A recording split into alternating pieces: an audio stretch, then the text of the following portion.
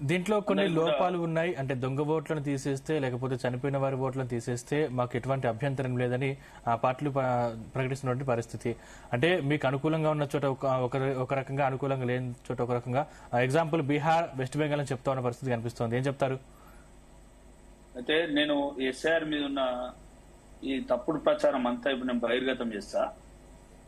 So మొదలుగా SIR process ఎట్లా నడుస్తుందో నేను ఒకసారి మీ అందరికి ఎక్స్ప్లెయిన్ చేస్తా. సో 2002 మదర్ రోల్ బేస్ గా ఈ ఎస్ఐఆర్ ప్రాసెస్ నడుస్తుంది. సో ఎవరికైతే 2002లో ఓటు ఉందో వాళ్ళ ఓటును డిస్టర్బ్ చేయకుండా అలాగే ఉంటుంది. తరువాత వాళ్ళ ఫ్యామిలీ మెంబర్స్ ఎవరైతున్నారో హైరార్కీలో వచ్చిన ఫ్యామిలీ మెంబర్స్ ఓటు కూడా డిస్టర్బ్ చేయకుండా ఉండడం జరుగుతుంది. సో ఇది లింకేజ్ కి.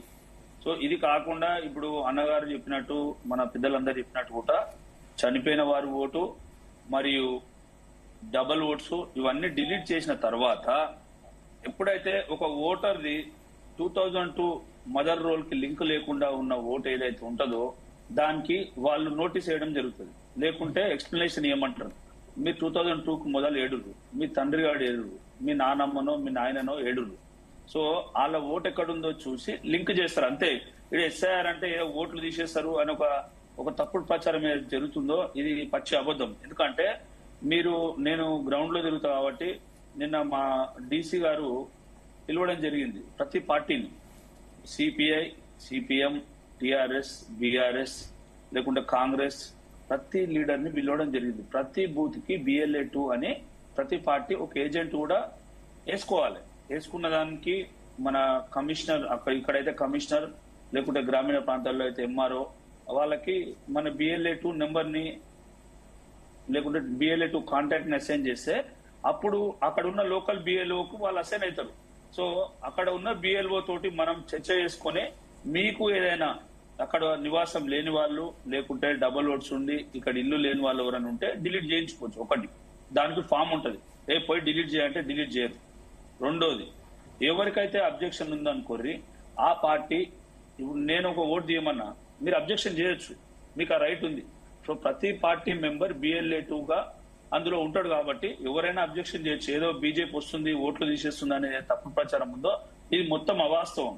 ఎందుకంటే అక్కడ ప్రతి ఒక్కరు, ఇప్పుడు అన్నగారు అన్నారు, ఏమన్నారు, మన జయరామ్ అన్నగారు అందరూ ఒపీనియన్ తీసుకోవాలని.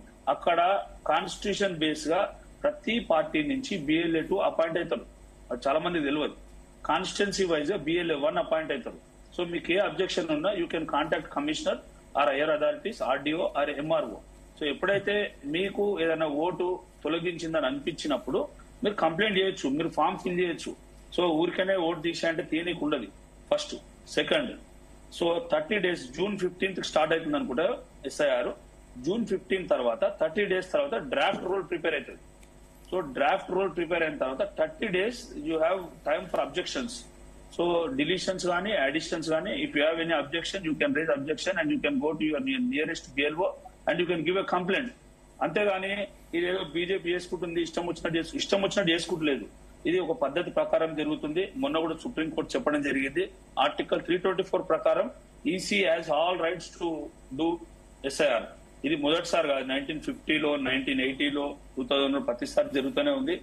కాకపోతే ఈసారి చాలా ఏళ్ల తర్వాత జరుగుతుంది కాబట్టి దీని మీద ఏదో తప్పుడు ప్రచారం జరగడం ఇదంతా అవాస్తవం.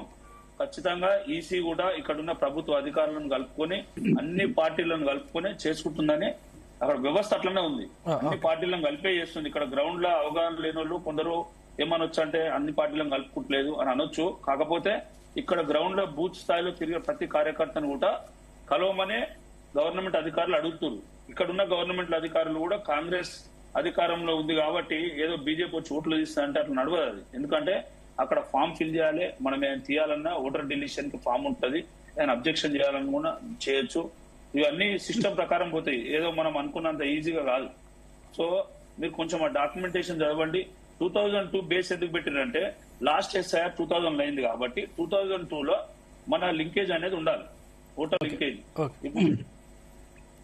శ్రీనివాసరావు గారు ఏం చెప్తారు? అంటే ప్రొసీజర్ మీద ఎవరికి డౌట్ లేదండి. ప్రొసీజర్ ను మిస్యూజ్ చేస్తున్న దాని మీదే దానికి ఉన్నటువంటి డౌట్. దీంట్లో డౌట్ అని కాదు, జరిగినటువంటి యథార్థం.